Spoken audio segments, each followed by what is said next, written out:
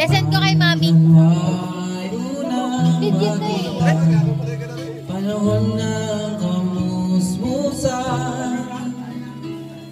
sa piling bagong gupit. bulak na Bagong gupit. Mangarap at tumulan.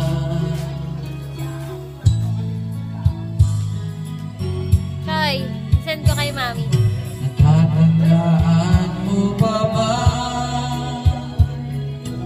inukit kong puso Sa punong mangga at ang inalay kong gumamela, magkahawak kamay sa dalampasigan, malayang tulad ng mga ibon ang gunita ng ating